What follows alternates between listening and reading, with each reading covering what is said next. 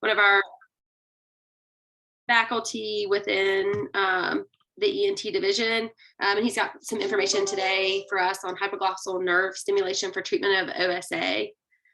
So with that, I'll let you kind of get started. Okay, great.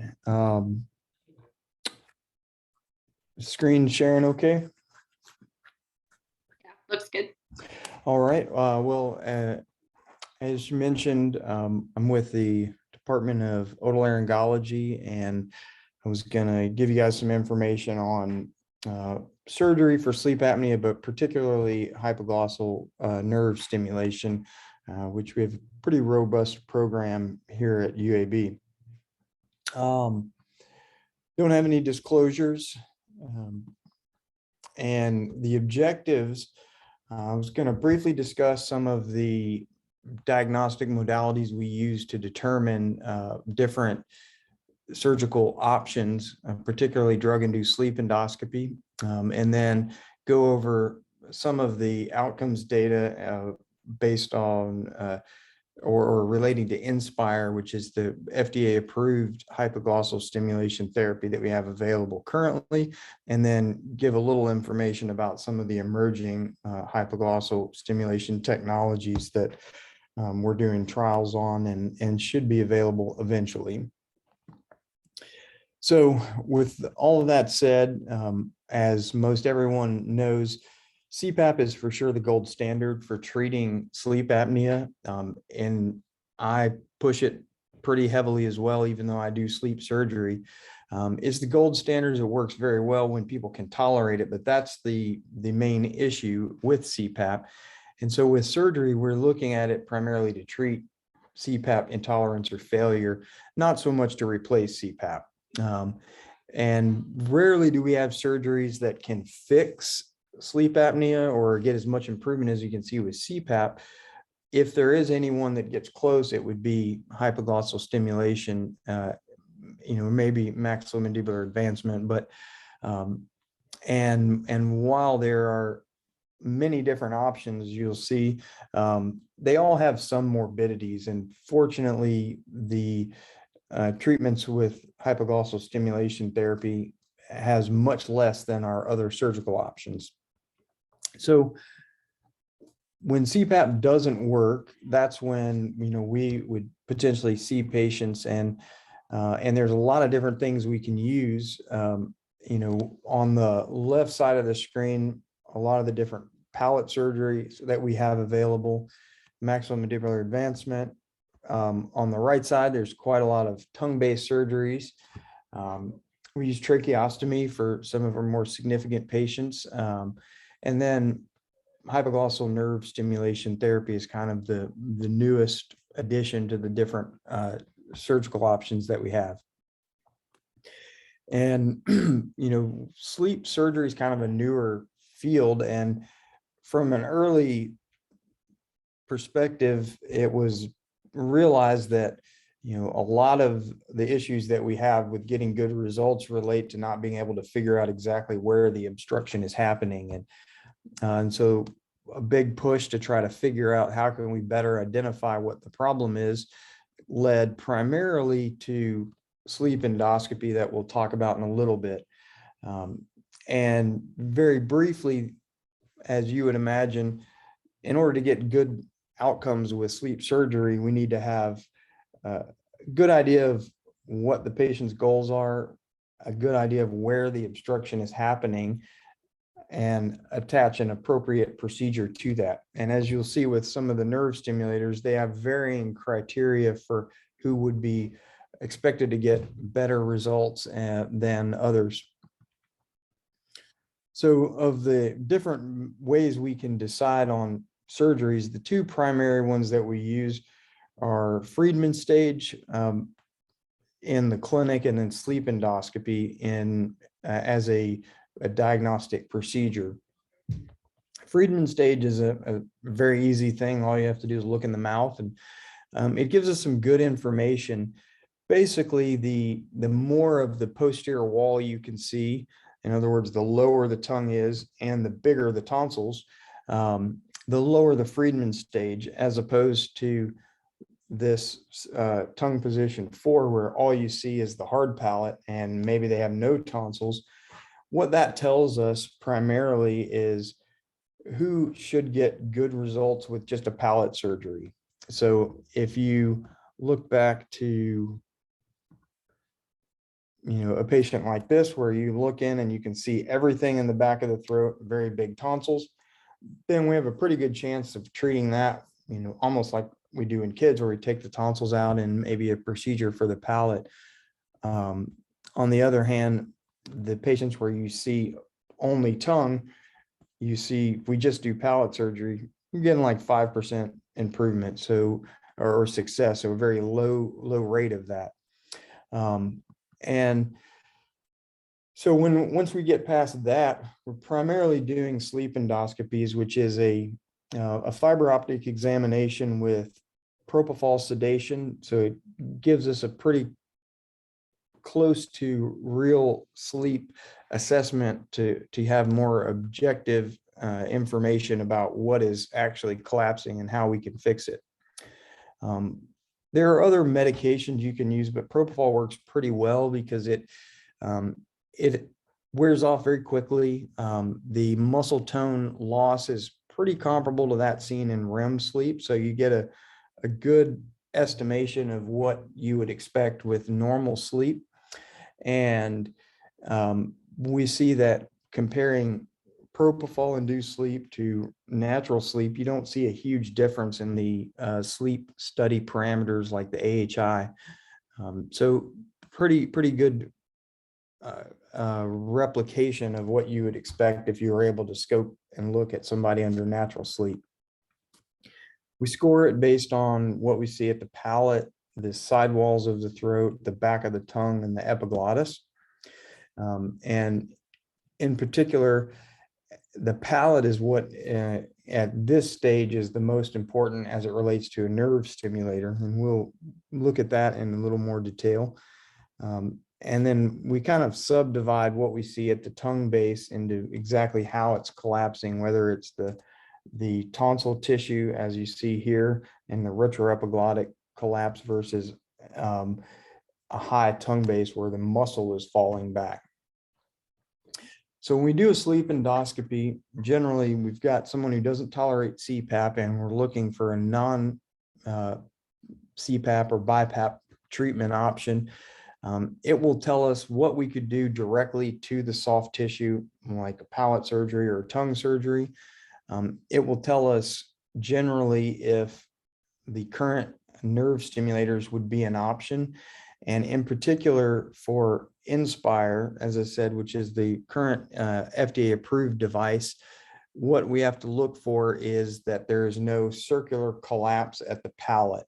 And so essentially, if the palate and the uvula falls straight back to the back of the throat, then that'll work fine with Inspire. Typically, it'll pull that forward.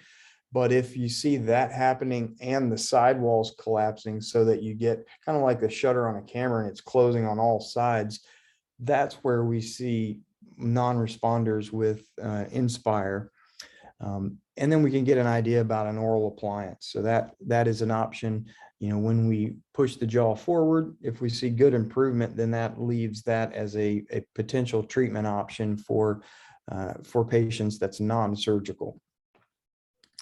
So if we move on to the specific nerve stimulators, this is an Inspire device. The two others that we have in trials currently are the Aura device and the Genio device. This one's actually a phrenic stimulator for central apnea, so we won't discuss that one. But the interesting and I think the valuable things about hypoglossal stimulation therapy and why I think it makes it an ideal treatment option for CPAP intolerant patients, it's very effective. You'll see with the data we have, probably 80–85% reduction in the severity of apnea. Patients do really well with it. They use it, they like it, and there's not a lot of morbidity with it. We're not damaging tissue like we do with palate surgery. And for that same reason, there's not a ton of pain with it, and it's reversible. You theoretically could take it out and you're no different really. And then I think lastly, we see a durable improvement. The original STAR trial that was done for FDA approval of the device probably 8 years ago, the patients who are doing very well at 6 months are still doing as well or maybe even better. So it kind of overcomes that failure that we see sometimes in soft tissue surgery, like surgery for the palate, where I'm sure you've had patients who've had a palate surgery, and if they did get benefit 5-10 years later, they're snoring and back to having sleep apnea. And so it seems that we don't see that with this type of therapy because it's using the muscles to hold the airway open. So just schematically, it's essentially 3 components. There's a lead that goes onto the hypoglossal nerve. There's the IPG, so just a generator like a pacemaker, and then a sensing lead. Now we don't really put it down there. We typically put it in the same incision on the chest, so it goes on under the IPG over the pec muscle.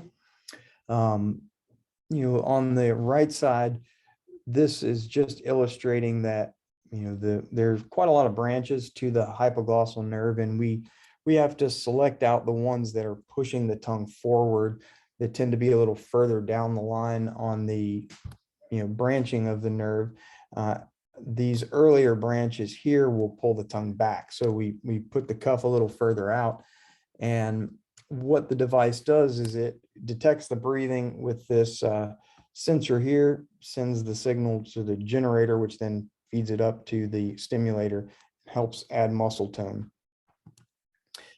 The indications for the therapy, CPAP failure and tolerance, which is surprisingly ill-defined by most insurance. They don't really seem to have that much of a criteria for what that looks like.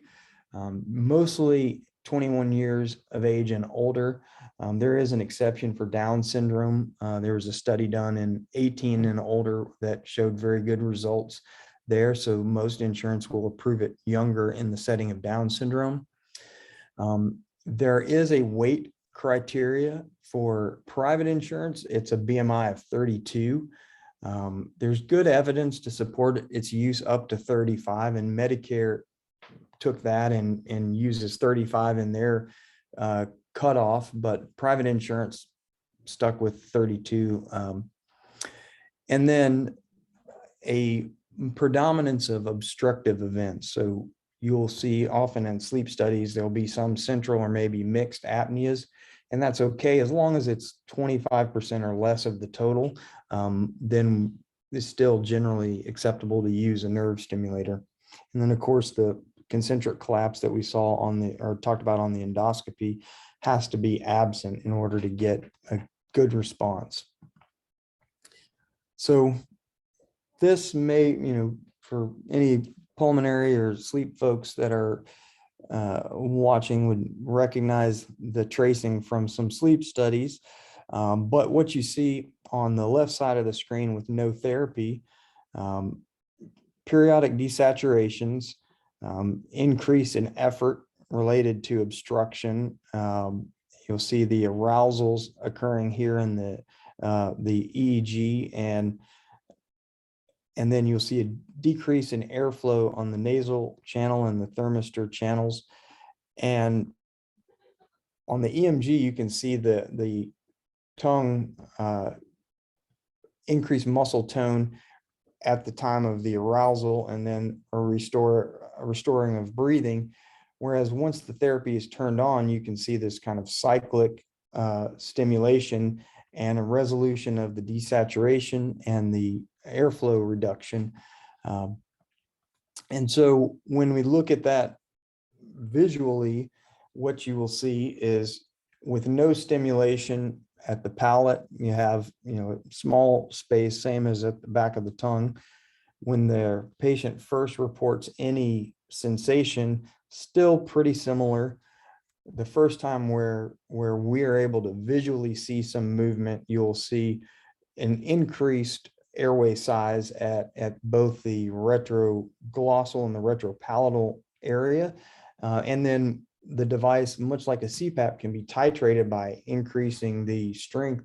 And at the titrated therapeutic settings, you'll see, all the way down to being able to see the epiglottis typically and see the larynx, indicating that the increase in therapy keeps the airway open.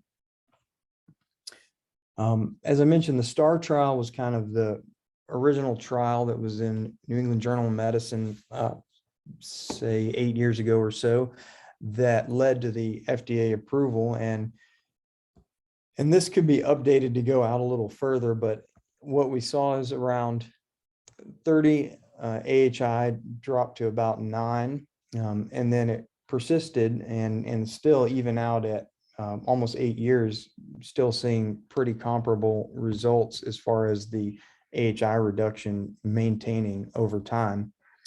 They looked at the functional outcome of sleep questionnaire, which is a little more rigorous quality of life metric than the Epworth scale that we would use more readily. But fortunately, you could see that basically normalized in most patients and also persisted out over time. The Epworth score that I mentioned, a pretty ubiquitous measure of daytime sleepiness, is normalized with this therapy in most cases, also persists out over time. And, importantly, if it's effective and people don't use it, then it's not going to be all that efficacious. But in this therapy, generally we see, all night, the full night, and about 80% of the time, because there's nothing to dislodge or anything like that. So most patients, once they turn it on, are able to use it for the rest of the night. Here, we did the first implant, I think, in 2015, and we've done over 300 to date. And, it's an interesting therapy because it's very much a collaborative effort between us on the surgery side and the sleep medicine folks who help titrate and manage patients much like they would with the CPAP over time. And this is some of the data, not the most up to date, but from the Inspire Cloud, which is just where we can enroll our patients in. And so of the 127 that we have at this time, what we could see is, an average of about, 34 of AHI down to about 7. And so pretty significant reduction, very similar to what you can see in the STAR trial. And same with the Epworth scale, we would see it to drop significantly, and also the nights used and the hours used averaging at about 6.2 hours per night, and with 75% or so using it over 4 hours a night. So, with that being the main device that's available, other technologies have been proposed and are being studied. And there's 2 currently, and we're participating in those trials. This device is called the Genio device, and it is part of what's called the DREAM trial. It's different than the Inspire device in that it only has a single implanted component here under the chin, and that's this central structure, and it has a bilateral stimulation. So those kind of sits like a saddle or something underneath here on the muscle, under the skin, of course. And then at night, the patient places this over the device, and the activation chip, that they call it, powers the device and essentially is the brains and the battery. So it has less MRI restrictions because less implanted components. But otherwise, the criteria for that device are pretty comparable to Inspire. If we look at, let's see, this is their kind of pivotal trial they did. It's called the BLAST OSA study. It's a European company, so most of their data is from overseas. In the original trial, they had about 50% reduction in the AHI and the oxygen desaturation, but improvements in Epworth scale and snoring and very high utilization, but a pretty small study.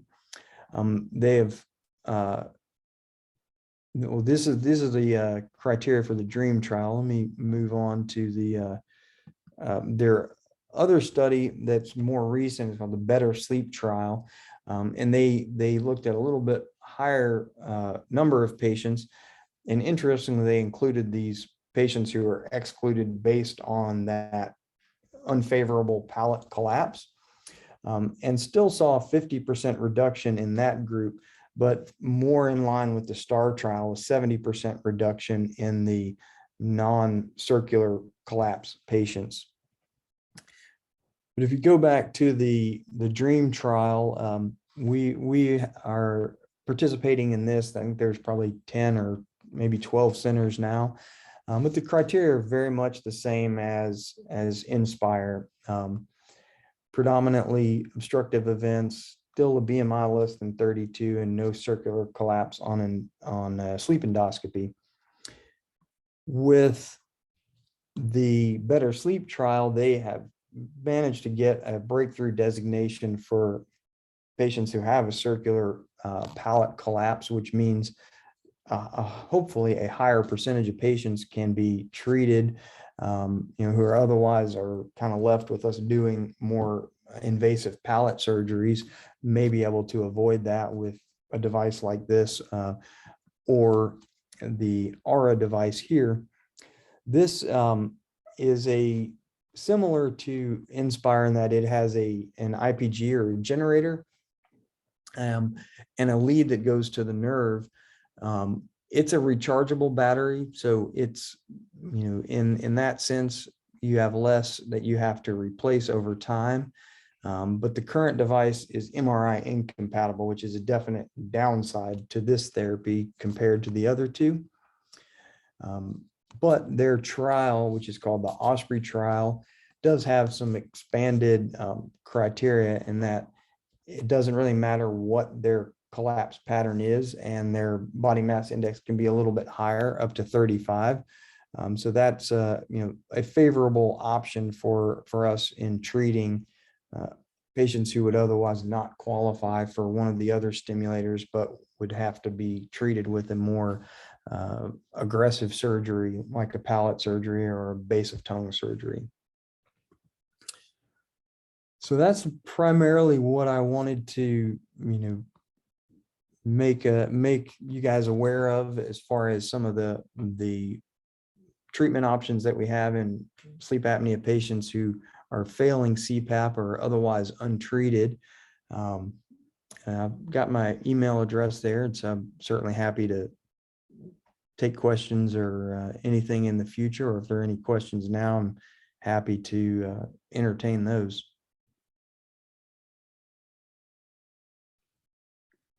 Yeah, I think this is all interesting and probably new information to many of us, especially some of the data. Working as hospitalists, we have no shortage of patients with sleep apnea. I'm not sure how many have a low BMI, but is there a way that we can help you identify these patients, or would you like a clinic referral, or how can we kind of help you as you? Yeah, so I don't really, I pretty much see any of the patients. The criteria for the nerve stimulators as it relates to weight, if somebody is above that, I certainly still see them and try to work with them on either getting them on CPAP or ways we can improve that, or some of our other surgical options. I've been pretty amazed that if it's within maybe 20 pounds, I have a pretty high percentage of patients who will lose that in order to move forward with this therapy, which, normally you can't get people to do much of anything. And I think because it's that problematic, how sleepy they are. And then the alternative surgeries we have are pretty terrible to go through, in all honesty. And they, so they're a little more motivated for that.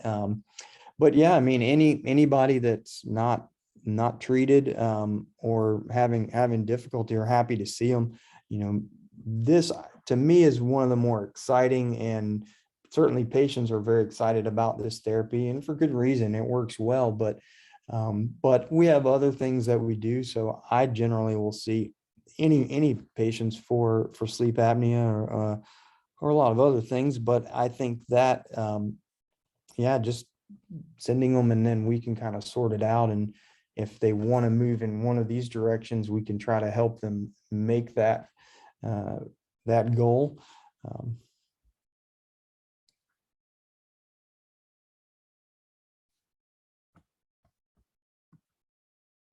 And there's a question in the chat about if this is just a general ENT clinic or sleep clinic, or so it's it's out of just our ENT clinic. Other than oral surgery, seeing some of the sleep patients for maxillomandibular advancement, pretty much all of the other sleep apnea patients from a surgery standpoint will come to me in ENT clinic. You can send them to anybody in ENT clinic, and they're just going to shunt them over to my clinic for sure. But yeah, we're just here at Kirkland on the second floor.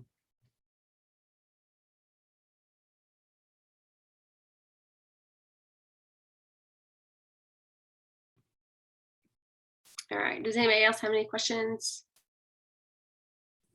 I guess anything from the inpatient side that you think we should know about these devices, if we ever have someone admitted, like certain considerations like central lines or infection concerns, where we should have our focus? It's a good question. So, the very early devices were MRI incompatible. Most of them, of our patients, have a device that's MRI conditional. So basically, you can't get an MRI right over the chest. So much like a pacemaker, you just kind of have the text figure out what they can and can't do.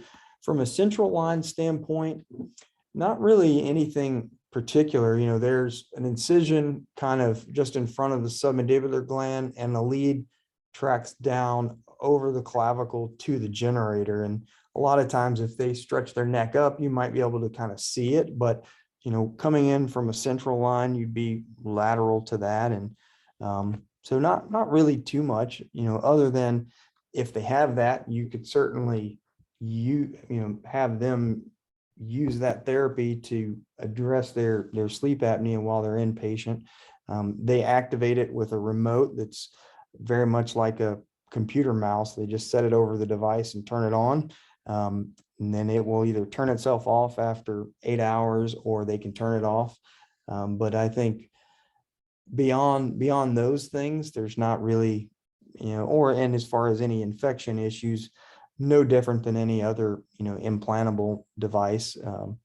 We typically don't see much infection related to the placement. I think of the probably maybe 330 or 40 of them, I've had one that had an infection where we had to explant it. But I think beyond that, it's like any other implanted device.